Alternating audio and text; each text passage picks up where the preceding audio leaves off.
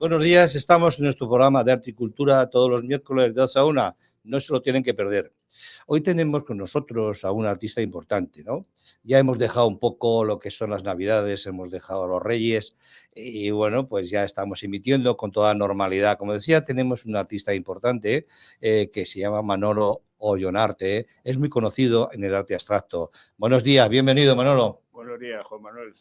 Bien hallado. Gracias por invitarme. Gracias a ti por tenerte en el estudio. Venga, vamos a decir un recorrido, un poco de su currículum, ¿no? Que es lo que ha hecho.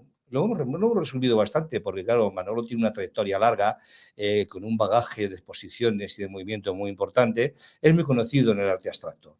Bueno, cuando digamos todo lo que está haciendo y lo que hace, bueno, se van a impresionar, ¿verdad? Bueno, cuando me manda el currículo, decía que solo cuando no sé qué ha sucedido en el proceso artístico, sé que la obra es profunda. Es una de esas frases que él dice en su currículum que a mí me llama mucho la atención porque tiene mucha profundidad. Decir también que él es arquitecto destacado por su promoción y máster en la Escuela Técnica Superior de Arquitectura de Madrid. Decir también que es doctor en Bellas Artes por la Universidad Complutense de Madrid. Desde el 2011 al 2017 realiza una investigación sobre la objetividad de la obra de arte, que concluye con un nuevo modelo de experiencia estética creativa basada en los pensadores vitalistas y existencialistas, plasmando en su tesis. Su tesis, que como lo denomina, el concepto de la objetividad en la obra de arte. Ha hecho más de 67 exposiciones individuales y más de 200 colectivas. Yo creo que su recorrido, su bagaje, dice mucho a favor. Pero vamos a hacer un poco un comentario, un poco también qué es la abstracción, porque muchas veces hablamos del arte como forma general, pero claro, él está bien especializado en la abstracción y queremos un poco dar una pincelada que es la abstracción, ¿no? Hoy tenemos con nosotros, como me ha dicho Manolo Ollarte, uno de los pintores del arte abstracto más importante del panorama artístico español, ¿no? Se dice en el arte abstracto que hay artistas que pintan a golpe de sensaciones para poder entender cuanto les rodea. Recurren al pincel para interpretar aquello que les motiva y les atrae. El arte abstracto es una expresión artística que propone un concepto distinto a lo que está considerado como real. Es contrario al arte figurativo o realista. Ya no se representa formas concretas reconocidas en el mundo real, sino propone una mirada diferente de las cosas a través de un lenguaje puro. A su vez, esta expresión artística prioriza la emoción e intuición sobre la razón. En este sentido, la interpretación de este arte es menos evidente o lógica, depende de cada espectador. Las obras abstractas rompen normas y sentidos comunes. Buscan aproximarse al público desde la intuición, desde pensamientos libres. Esto significa que es necesario que el espectador tenga una comprensión que vaya más allá de lo racional para poder admirar una obra abstracta. Bueno, en este apartado tenemos artistas de arte abstracto muy importantes, ¿no? Vamos a aumentar algunos. Hay que destacar a Kandinsky, a Malevich, a Soto, a Mondrian, a Miró, a Rocco, a Pollock, entre otros, ¿verdad? Todas estas obras de estos grandes artistas hoy en día están expuestos en los grandes museos de todo el mundo. Es un referente donde la gente contempla su obra y donde hoy en día las cotizaciones de subastas se cotizan a unos precios muy, muy astronómicos. Pero bueno, ya no quiero enrollarme más porque lo que quiero ya es escuchar a Manolo, que nos diga muchas cosas, que nos diga muchas cosas. Manolo, como te he dicho, bienvenido. ¿Cómo definirías tu estilo? Dime. Pues mi estilo actual es arte abstracto, no concreto. O sea, yo me muevo en el mundo de las formas, líneas y colores sin más sentido que representarse a sí mismo, sin ninguna intención de representar nada, sino solo presentarse a sí mismo, presentar la esencia de lo que es. Los cuadros al final son lo que son y no tienen más, ni comunican más, ni quieren decir más, ni quieren hacer reflexionar sobre nada, simplemente quieren presentarse como son. Pero bueno, yo imagino que tu proceso, tu evolución a llegar al abstracto, pero realmente, ¿cómo llegas a la abstracción? ¿Primero con la figuración o qué transformación se produce para que tú ya trabajes en la abstracción? Pues yo el arte abstracto es una cosa que me he merecido, ¿no? O sea, hay que estar toda una vida pintando, toda una vida trabajando, toda una vida investigando. Yo también he investigado mucho desde el punto de vista de la estética, he leído mucho, he hecho una tesis sobre el concepto de objetividad de la obra de arte. Y todo eso al final me ha llevado al merecimiento, que es acceder al arte abstracto. El arte abstracto es la superación de todo un proceso artístico de un artista, de un pintor, de un artista, en este caso un pintor plástico, un artista plástico.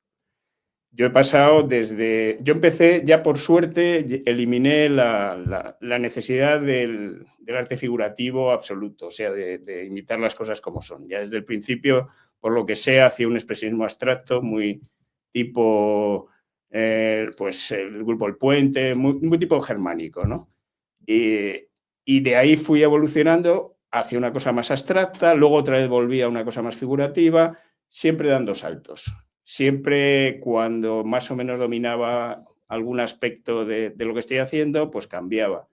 Y al final, pues llegó un momento en el que conseguí desprenderme de todo lo que había aprendido, desprenderme de todo el bagaje del imaginario que había ido adquiriendo, el imaginario personal a lo largo de mi trayectoria, y ya llegué a la elementariedad del abstracto, que para mí, vamos, yo creo que es un regalo que me ha dado el arte. No cabe duda, además se te da bien, que es esa ventaja que tienes.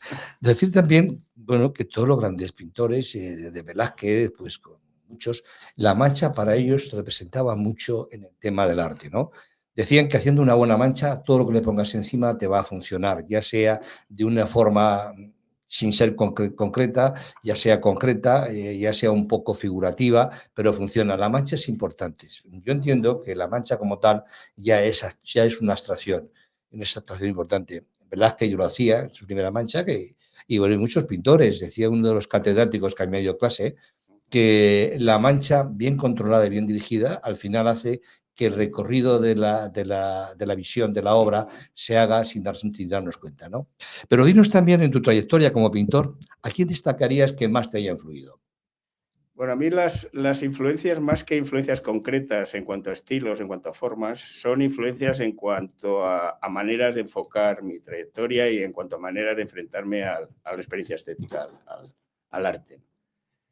Primero fue mi padre fue un gran artista, lo que pasa es que un tipo muy, muy duro de personalidad, que se estaba enfrentado con todo el mundo, y entonces, bueno, no llegó ni mucho menos donde tenía que haber llegado, pero sí que su absoluta devoción, entrega y sacrificio por el arte, o sea, de mi padre aprendí, porque su pintura no tiene nada que ver con la mía, él hacía una especie, él era discípulo predilecto de Vázquez Díaz y hacía una especie de neocubismo evolucionado. Y yo nunca he hecho nada que se pareciera a lo más mínimo, pero sí ese espíritu, ese poner el arte por encima de todo y esa consideración del arte como algo realmente importante y fundamental en el ser humano, y eso lo saqué de mi padre, ¿no? Después, a partir de ahí, ha habido artistas como Barjola, que tuve la suerte de ser amigo suyo, como Lucio Muñoz, que también estuve con él, y que lo que me provocaron es una necesidad de saber que había mucho más de lo que yo estaba haciendo.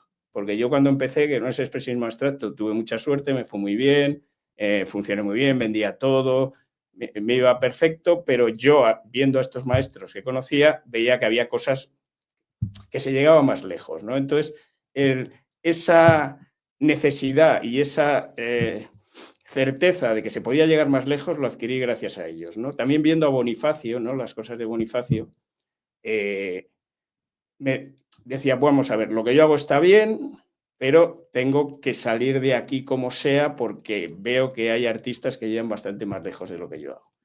Y ese ha sido un poco o sea, ni de ningún artista he sacado nada en concreto, pero sí que he sacado actitudes y formas de hacer las cosas que me han ayudado en mi trayectoria.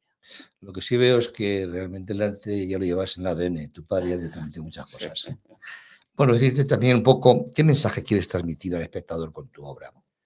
Pues yo ya te lo he dicho antes, yo no quiero transmitir absolutamente nada, no quiero comunicar absolutamente nada y no quiero hacer reflexionar absolutamente sobre ningún tema, ni siquiera temas contemporáneos ni lo que me rodea, absolutamente nada.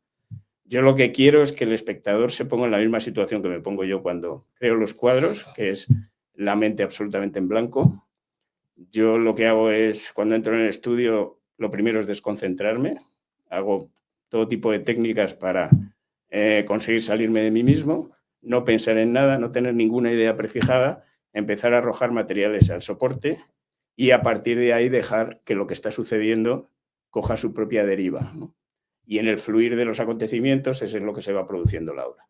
Entonces, yo lo que quiero es que el espectador esté en esa situación de absoluta desconcentración, que llegue al punto de salirse de sí mismo. Luego con las exposiciones, si quieres te cuento la de Casa de Vacas, en la cual someto al espectador a un camino, a un viaje, para que al final llegue a un punto de salida de su ego, ¿no?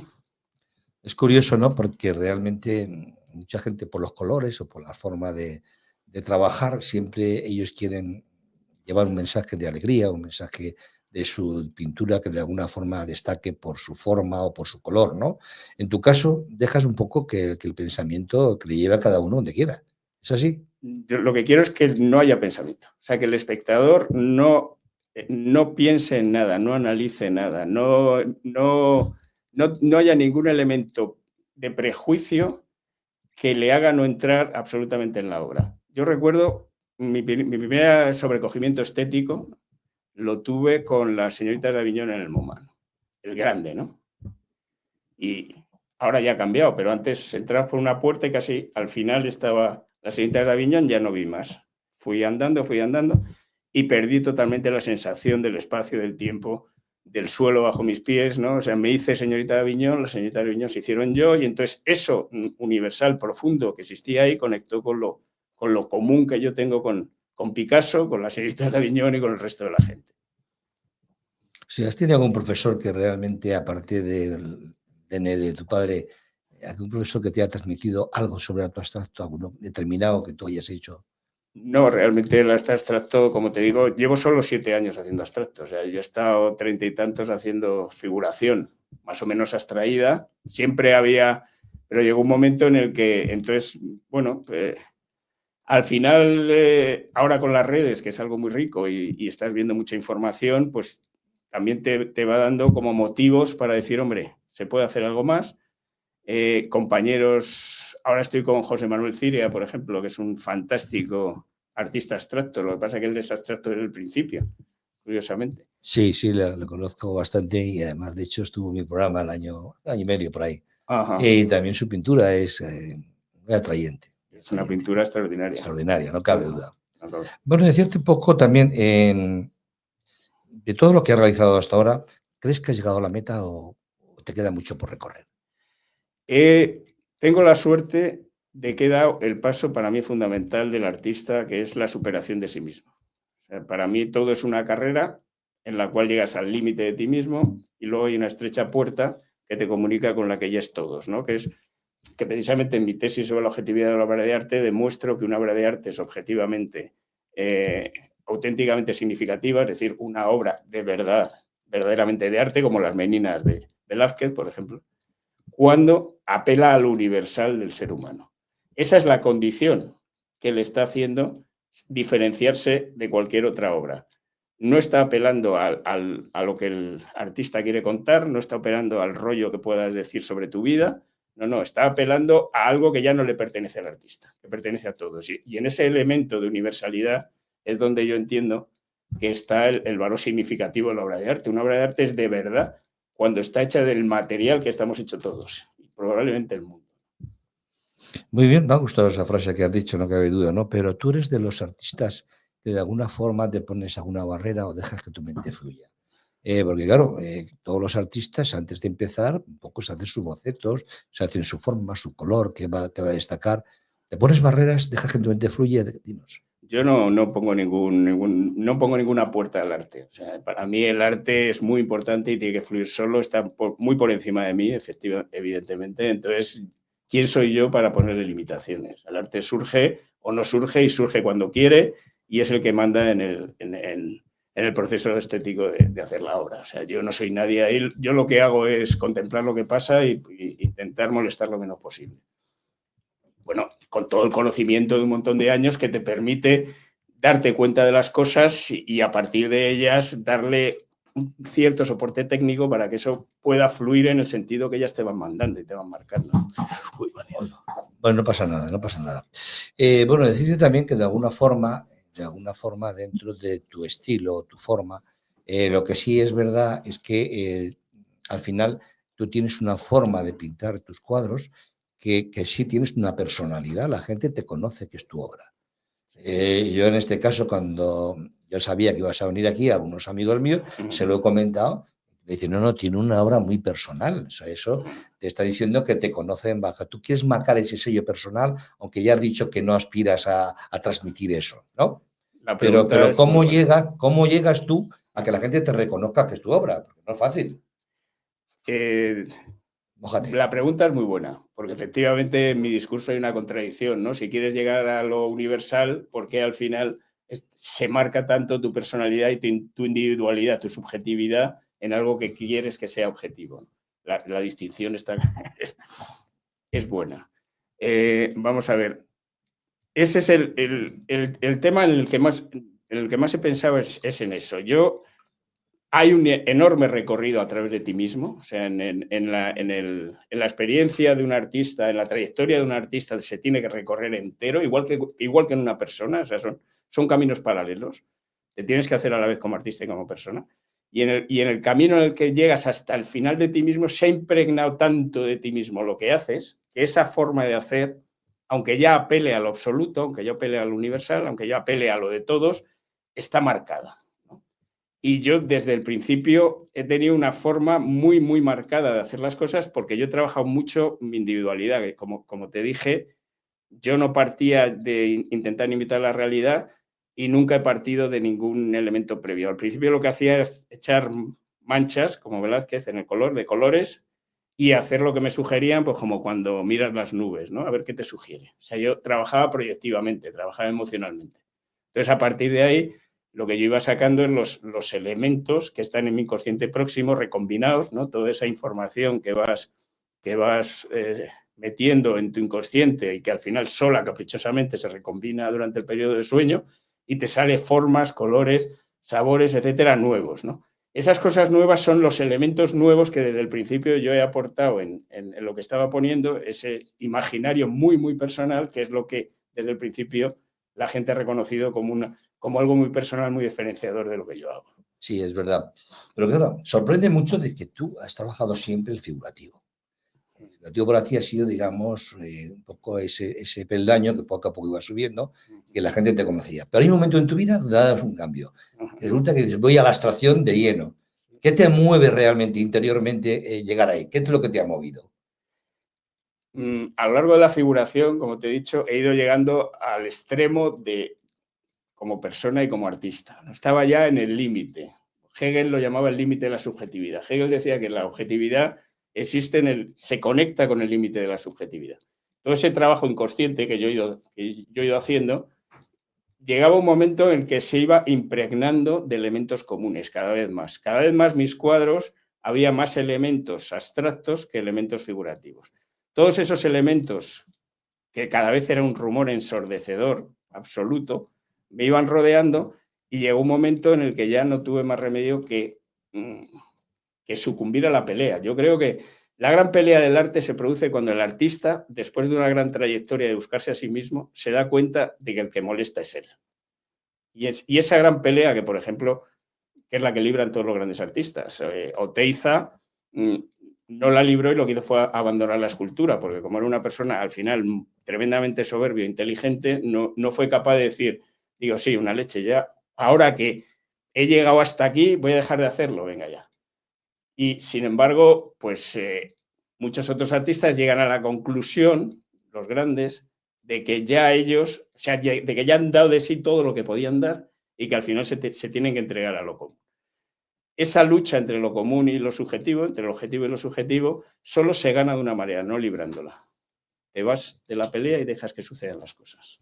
Has comentado, por ejemplo, el tema de Picasso, ¿no? Este artista, donde todo el mundo sabe de sobra la cantidad de registros que tiene, ¿no? Empieza a trabajar el arte más realista, porque yo cuando vi la primera exposición se veía, cuando él empezaba muy joven, hasta las venas, pues se veía, y luego termina dejando ese realismo y pasar a hacer una mujer con tres ojos, ¿no? Esa forma de trabajar, eso dice mucho a favor de un artista. Yo lo veo en ti que tú empiezas con la figuración como un registro, pero tú ahora mismo tienes otro registro. No es fácil llegar a eso. ¿Cómo has unido lo figurativo con la abstracción? Pues se ha surgido solo. Ahí no hay. No, ha surgido sin darme cuenta. Yo lo único que he hecho ha sido, que sí ha sido muy consciente, decidir que ya dejaba. Bueno, esto Mi proceso salió en una residencia que me dieron en Zapadores, que empezó de 3 meses y acabó siendo de 9, porque durante los primeros meses no fui capaz de hacer ni un solo cuadro. Tenía que hacer 20 cuadros para México, por una exposición que tenía de 2 metros por 2, y me dieron esa residencia. Y entonces me dijeron, dice, bueno, tienes este tiempo, tienes tal para hacerte los 20 cuadros. En los primeros 3 meses empecé a hacer cuadros con mis últimos registros figurativos, intentando, pero ya lo buscaba con calzador. O sea, yo ya me daba cuenta que estaba metiendo las figuras absolutamente con calzador. Recuerdo que, bueno, yo soy muy amigo de Ciri, venía al estudio a verme y me decía, dice, bueno, ya estás con los muñecos, ¿no? Porque claro, como él es abstracto,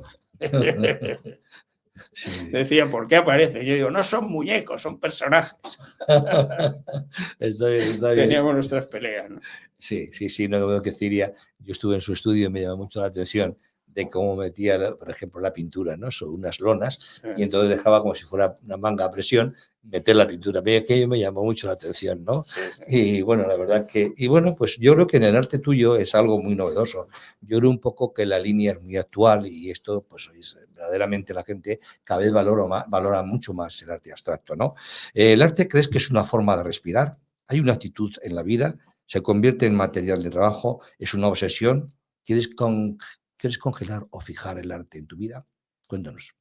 Sí, el arte es una forma de vida. Se vive, no vive igual un artista que otra persona. O sea, primero porque tienes siempre la obra en la cabeza, con lo cual ya tienes esa forma de hacerlo, porque relativizas muchísimo las cosas materiales, ¿no? El arte es una de las patas del ser humano, la pata más gorda del ser humano espiritual, ¿no? La pata donde conecta con la vida, con la esencia, ¿no? De las 4 patas, tecnología, ciencia, pensamiento y arte.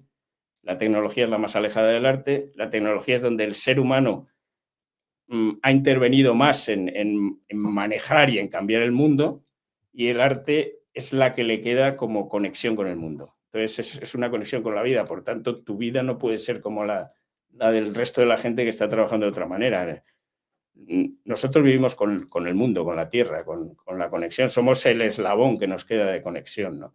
Y luego hay otra cosa, la actividad de un artista es la única actividad del ser humano en la cual un niño, dicho por Picasso, dicho por el gran genio, puede hacer con la misma rotundidad que un maestro, ¿no? Dicho por Picasso. Y de hecho, yo, bueno, en el antiguo colegio donde he estudiado, el Virgen de Europa, que dan mucha importancia al dibujo, a la pintura, al arte siempre, pues me tienen de jurado todos los años y es impresionante. Vas viendo como los de 3 años son buenísimos, los de 4 peores, los de 5 mucho peores, y a medida que van desarrollando en un colegio que da una enorme importancia al tema plástico, cómo va perdiendo, ¿no? Tú imagínate a Einstein diciendo que un niño de 4 años puede llegar a ser tan buen físico como un gran maestro. Qué curiosa actividad es el arte frente al resto de actividades del ser humano. Al final el arte es una actividad regresiva. O sea, todas las actividades son de acumulación de conocimientos, de desarrollo, vas evolucionando, y en el arte lo que tienes que hacer es irte quitando capas. Tienes que ir quitando elementos que al final te permitan ser ese niño original, que al final es la esencia original de las cosas, que es el ser en sí kantiano, que es la verdad de lo que son todas las cosas. Eso es una actividad de despojamiento. Entonces, no puede ser como... Evidentemente es una forma de vida. Pero todo esto que tú hablas cuando hablas del colegio, que es un poco de jurado, ¿no? A los jóvenes artistas, pero todo esto, ¿qué educación se les da a ellos para llegar a entender, por ejemplo, el arte figurativo, el abstracto? ¿Realmente se está dando esas materias en los colegios? No, tristemente, en el país, yo creo, más importante plásticamente del mundo, que es España, o sea, por lo que sea, si entre los 50 mejores artistas de la historia, seguro que hay 10 españoles, plásticos. Por lo que sea, la educación ha considerado no solo que la formación artística es muy poco importante, sino que además hay que darla como el resto de las asignaturas. O sea, algo que no tiene nada que ver con el resto de asignaturas del ser humano y que sería un enorme beneficio y un enorme regalo a todos los niños, a todos los seres humanos, fomentando esa parte que es la naturaleza pura, la conexión con las esencias, lo que deja de ser humano, en el sentido de que deja de ser la transformación que ha hecho el mundo de las cosas. Todo eso pues se le da muy poquitas horas y encima con una programación muy estandarizada, muy tipo el resto de las asignaturas. Y entonces Bueno, no funciona. nos dice el realizador que tenemos que ir a publicidad, Manolo. Vale. Vamos a dejar pasar la publicidad y ahora continuamos. Genial. Ahora. Si buscas los mejores materiales para tus creaciones y tu destino es Madrid, Bellas Artes GECO es tu mejor opción. Ya somos la 4ª generación a vuestra disposición. Desde lienzos, acuarelas y óleos hasta herramientas especializadas para todas las técnicas. Lo tenemos todo. Asesoría personalizada y las mejores marcas en el centro de Madrid. Encuéntranos en la calle Hortaleza 82 y en la calle Pelayo 38 o visita nuestra tienda online www.bellasartesgeco.com. Teléfono 91 319 96 90. Síguenos en nuestro Instagram y forma parte de nuestros talleres en geco.bellasartes. GECO Bellas Artes, donde tu talento se transforma en arte. Inspírate, crea y vive el arte con nosotros. ¿Te interesan los temas de seguridad, defensa, inteligencia y terrorismo? ¿Quieres estar al tanto de la realidad que enfrentan día a día los policías nacionales y guardias civiles? Sintoniza Azul y Verde en multicanalradio.com. Todos los lunes a las 5 de la tarde. Te traeremos el análisis más completo y actualizado sobre la delincuencia, el terrorismo y los desafíos del mundo de la seguridad y defensa. Azul y Verde, donde la realidad y la información se encuentran. No te lo pierdas. Sumérgete en los entresijos de la contabilidad de una manera accesible y práctica con Cómo leer un balance sin ser economista. Un libro de Ricardo Martín Almagro que te ayudará a utilizar con soltura conceptos fundamentales para el día a día de tu empresa. Empieza a dominar las herramientas a tu alcance para poder realizar la mejor radiografía de tu empresa y saber qué está pasando dentro de ella. Con un enfoque decididamente funcional y de la mano de numerosos ejemplos ilustrativos, Cómo leer un balance sin ser economista es la mejor introducción posible al desconocido mundo de los activos, los pasivos y patrimonios netos para quienes no quieren hacer de ellos un estorbo, sino un aliado para su éxito laboral. Cómo leer un balance sin ser economista. Consigue ya tu ejemplar en cualquier librería, en Amazon o en el Corte Inglés.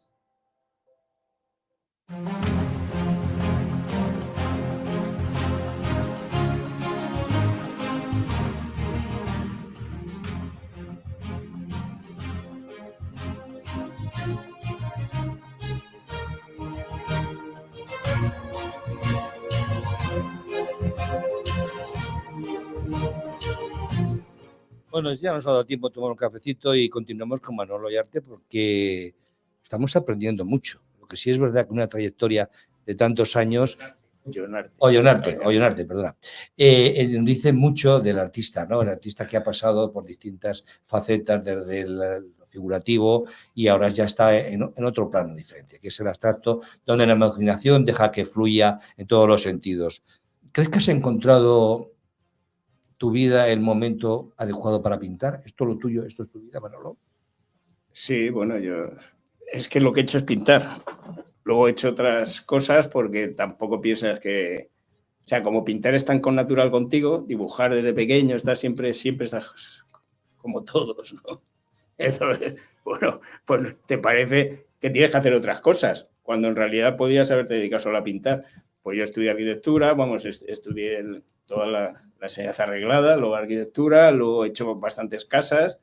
Lo que pasa es que para mí, ojo, esto que digo no es una barbaridad y no es lo que es. Simplemente para mí la arquitectura es un arte menor. O sea, yo en arquitectura nunca he llegado a la menor profundidad como he llegado a la pintura. O sea, tocar lo profundo de las cosas y del ser humano lo he tocado en la pintura y además a manos llenas y el nivel de satisfacción es espectacular. Y en la arquitectura no, porque hay tantas barreras, ¿no? Que las normativas, las reglas, el dinero, el propietario, no sé qué, no sé cuántos, que es muy difícil que se deslice algo realmente profundo. Lo que sí veo es que realmente has encontrado ese escenario en tu vida que te hace feliz, que eso ya es muy importante. Sí, bueno, es inquieto, vamos a ver, es una felicidad un poco hiperactiva, inquieta, no es una paz y una tranquilidad. Yo creo que, no sé, es una felicidad de acción, ¿eh? No, y estar siempre con la obra en la cabeza y siempre buscando más, y cuando acabas una obra ya estás pensando en la siguiente, no te da ni tiempo de saborearla. Mm, Es una carrera sin freno y sin fondo, que te provoca bastante inquietud y bastante insatisfacción general. Sí, no es fácil, no es fácil mantenerse precisamente como pintor. Pero decía Manolo García en una de las entrevistas que le hacía, porque él es pintor también, y decía que eso le hacía un poco salirse de los problemas del día a día, de la situación que nos acusa cada vez más de estos momentos de tanta tensión. Y es que se metía en su estudio, se evadía y era el tío más feliz del mundo. ¿Eso te llega a ti a ocurrir? Bueno, es que el tema es que los problemas del día a día me interesan porque yo tengo un toque por ejemplo, ahora con la guerra de Ucrania y Rusia, pues lo sigo mucho, ¿no? Porque pues, Putin me parece muy malo y los otros ucranianos ahí que están un poco aplastados y tal. Pero realmente la vida diaria es bastante secundaria, con lo cual yo me meto al estudio siempre, mi estudio está en casa. Entonces yo estoy viendo la tele, estoy leyendo pum, y me voy al estudio. O sea, yo voy al estudio muchas veces al día. Eso realmente dice que es lo que se está llenando, te llena a tope, está claro. Es una forma de vida, es una necesidad. Es una necesidad, nunca mejor dicho, muy bien. La exposición empieza cuando se acaba o cuando se termina, porque nos damos cuenta de lo que nos hemos perdido. ¿Tú lo crees así? Bueno, yo primero, ¿cuándo se termina un cuadro? ¿No? Empezamos por cuándo se termina un cuadro, luego cuándo se termina. Yo con los cuadros lo que hago es que ellos me van diciendo por dónde tienen que ir. Vamos, tú vas aportando, vas poniendo, vas tal, y luego pues ahí hay una serie de formas, colores y masas y pesos y historias que te ven, pues pon esto, pon lo otro y quitas y pones y tal, no sé qué. Y en el momento en que ya no te dice nada, está acabado. Eso tarda mucho en producirse. O sea, lo dejas el cuadro y tal. Y entonces muchas veces cuando tú pones los cuadros en la exposición, algún cuadro todavía te empieza a hablar, con lo cual ya te está tocando las narices. Y sabes que lo tienes que tocar después de la exposición. Estás deseando que acabe para meterle eso que te está pidiendo. Y luego también es una reflexión general sobre tu obra, Sí, claro, sí, es un momento concreto. no cabe duda, pero realmente muchas veces todos los pintores cuando hablamos no sabemos cuándo parar. ¿Te ocurre también a ti eso? Cuando pintamos, Sí, estás pintando y el cuadro voy a dejar ahora mismo como está. O dices, mira, sigo pensando y luego voy a retocar. ¿Cómo lo trabajas tú? yo siempre trabajo guiado de la sorpresa. Primero es el acto de lanzar materiales y luego ya, según voy evolucionando, si las cosas que están sucediendo me sorprenden, sigo por ahí. Si las cosas ya me las sé, me voy inmediatamente. Si empiezo a sentirme muy listo, digo, bueno, claro, aquí hay un rojo, aquí hay tal, pues ya lo coloco y digo, joder, qué bueno soy. Inmediatamente, antes no, antes cuando decía qué bueno soy, me embalaba en un ejercicio de autosatisfacción que era muy... y acababa saliendo diciendo, qué pedazo cuadro he hecho, y al día siguiente era el peor, ¿no? Bueno, pero eso nos pasa un poco a todos, ¿eh? Es una realidad. Entonces lo que hago, si me gusta el cuadro, me voy. Si no me gusta, también me voy. Cuando no sé qué está pasando, sigo. Pero no es fácil llegar a esa decisión. No es fácil. Es decir, Bueno, lo es. Dice, uy, qué bonito, cómo me gusta. Digo, vámonos que me lo cargo. está bien, está bien. Y digo, qué horror, me voy también. Y cuando estoy ahí, que estoy como fuera de mí, sigo. Y ya cuando de repente me empieza a gustar, me voy. Bueno, tú tienes tu forma de trabajar y además lo haces bien. Dicen que el agua no es de nadie, pero nos pertenece a todos. ¿Crees que es extrapolable en el mundo del arte? Sí, claro. Hice esa tesis precisamente. Cuando una obra de arte es significativa, es auténticamente de arte, no es que pertenezca a todos, es que es todos. O sea, realmente está hecho del material que estamos hechos todos. O sea, bueno, ahí yo pienso que, no He tenido la suerte cuando hice la tesis de refrendarme con los mayores pensadores, y el ser humano se compone básicamente, la personalidad del ser humano, del consciente, el inconsciente próximo y el inconsciente colectivo, ¿no? Y el consciente y el inconsciente próximo conforman el ego, que es la razón y los sentimientos. El inconsciente colectivo es todo lo demás. Ese todo lo demás es lo que es común con el resto de seres humanos y el mundo. Y cuando apela a eso, pues claro que es de todos. O sea, es que además deja de ser del autor, y además te das cuenta, ¿no? Cuando una obra de arte dices, joder, ¿dónde ha salido esto? O sea, cuando estás haciendo una obra y dices, pero lo último que hubiera pensado, ¿de dónde ha salido? Háblanos un poco también de tus proyectos. ¿Qué proyectos tienes ahora mismo? Pues tengo el miércoles que viene, que invito a todos a una exposición muy interesante en un sitio súper interesante que se llama el Museo La Neumudéjar. El Museo La Neumudéjar está pegado muy cerca de la estación de Atocha, en la calle Antonio de Nebrija sin número, que es una bocacalle de la avenida Ciudad de Barcelona. Y son las naves donde se reparaban los trenes. Además de ver la exposición, se ven llaves inglesas de 1 metro de altura, ¿no?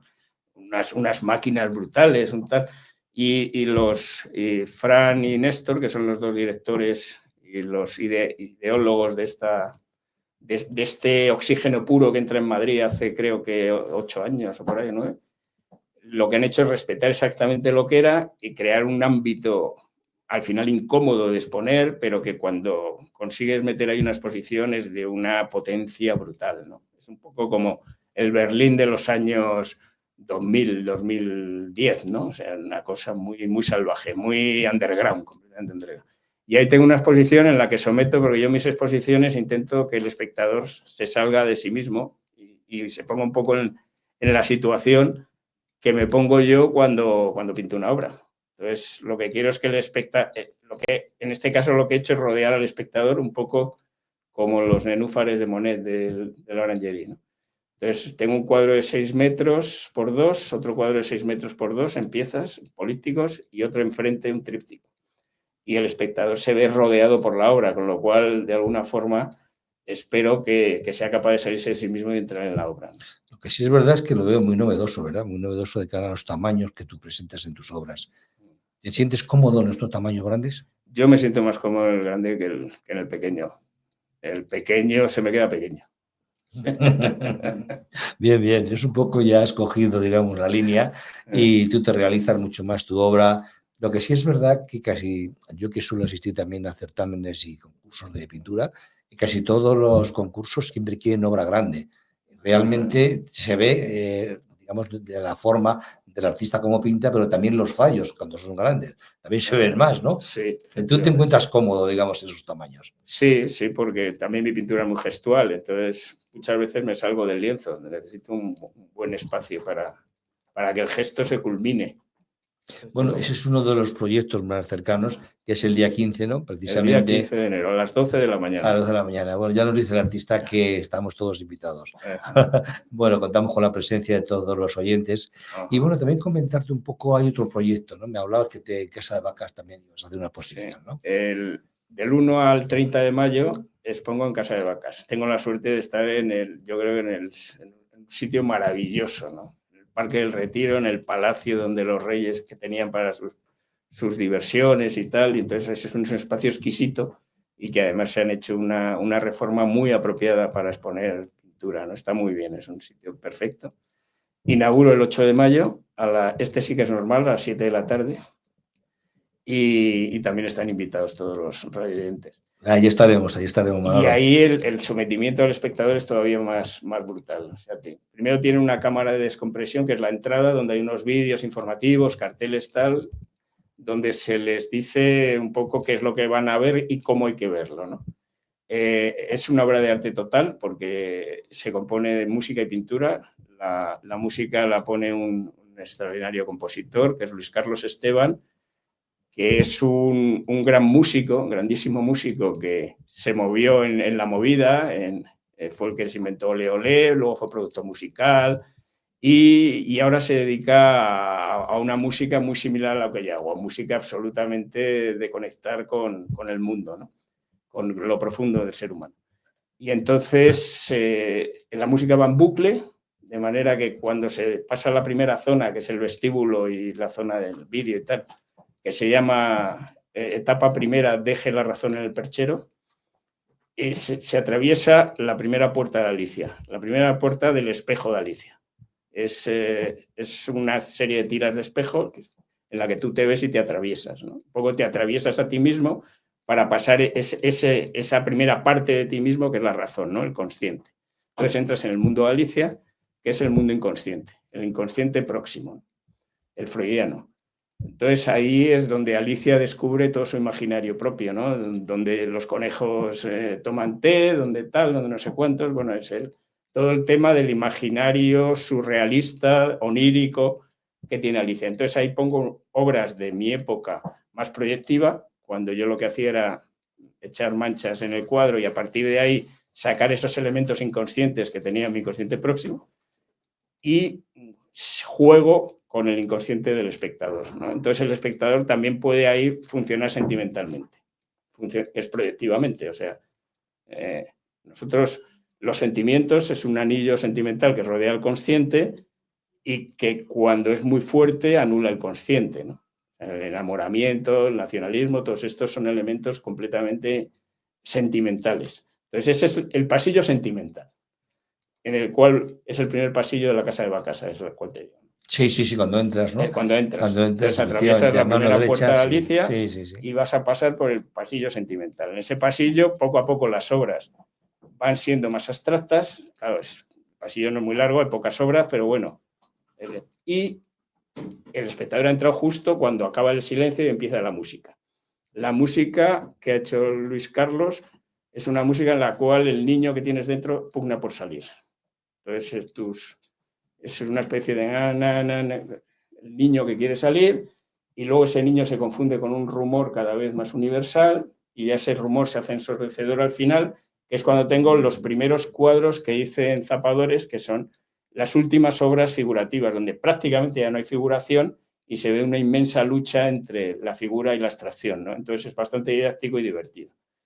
Entonces, cuando se atraviesa ese pasillo, que son, creo que está calculado de 12 minutos de música, una cosa así, llega la antipuerta de Alicia, del espejo de Alicia, que es lo contrario, son unas tiras negras y que por detrás son de espejo, de manera que cuando tú las atraviesas, si miras, ves que te has dejado atrás, ¿no?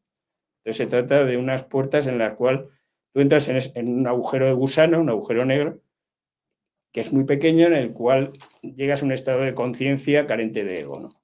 Y a partir de ahí ya es la exposición, que es todo lo que estoy haciendo.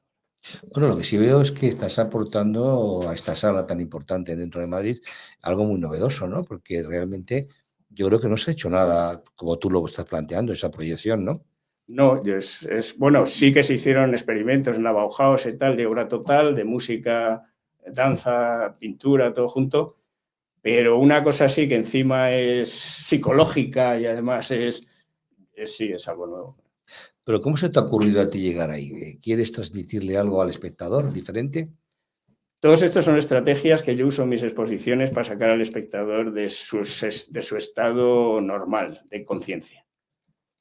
Porque mi intención es que entre en la esencia de los cuadros, o sea, que se vea reflejado en el cuadro, que vea reflejado lo que no conoce de sí mismo en la obra, ¿no? Y entonces que se suma en esa universalidad que está inserta en la obra y que también tiene él dentro, ¿no? Sí, veo que efectivamente hay una parte psicológica importante, ¿no? Le haces pensar mucho al espectador. Sí, hay mucha psicología. Mucha psicología. Porque yo le doy muchas vueltas. Bueno, tú siempre estás creando y creando cosas nuevas, que eso es importante, es verdad. Bueno, dinos un poco, mañana te hacen ministro de Cultura. ¿Qué nos dirías, o qué harías tú para el arte, para mejorar el arte? Yo lo primero que haría es suprimir el Ministerio de Cultura. Porque no tiene que existir un Ministerio de Cultura. La cultura es transversal. Hacer carreteras es cultura, hacer botijos es cultura, hacer todo es cultura. Todo lo que ha hecho el ser humano con el mundo para transformarlo desde la rueda hasta la inteligencia artificial es cultura.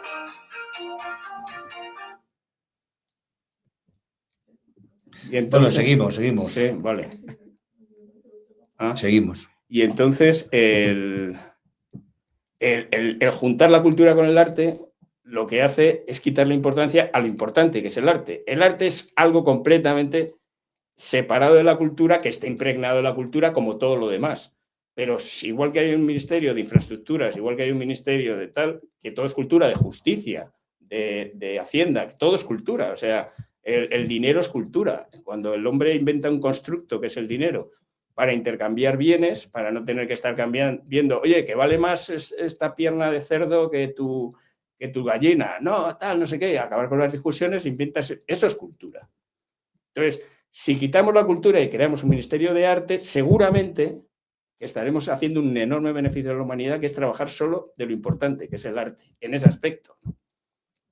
Sí, pero lo que sí es verdad, por ejemplo, que España tiene muchos museos, tiene muchos vestigios romanos, griegos, árabes, y bueno, es una forma de que también la gente joven pueda realmente conocer lo que se está haciendo y en qué consiste el arte, ¿no? Aquí no hay ningún programa, por ejemplo, en televisión, constantemente que vaya asesorando de alguna forma diciendo el por qué trabajan los artistas y cómo trabajan, ¿no? Mientras que hay otros países que no tienen ni la tercera parte que tenemos nosotros en arte, que hacen 3 y 4 programas a la semana. Esto hace que cuando uno hace una exposición, la gente vaya a ver sus exposiciones, vaya a la galería y se empape, porque están entendiendo lo que el artista quiere transmitir. Yo creo que puede ser una función importante de un ministerio el llevar a los colegios y a la gente joven, llevar, por ejemplo, dar a conocer el arte, porque tenemos muchos artistas que están por descubrir. ¿Tú lo ves así? Por supuesto. Primero, agradecerte que tengas este programa. O sea, porque un programa dedicado solo a arte, como el que tú tienes, es completamente necesario. Además, muy inusual en este país, como muy bien has dicho.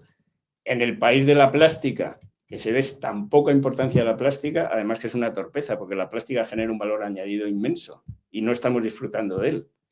Y en ese sentido, si se diera más importancia a la educación, si se diera más importancia, como tú dices, en que los chicos fueran a los museos, tenemos la primera pinacoteca del mundo.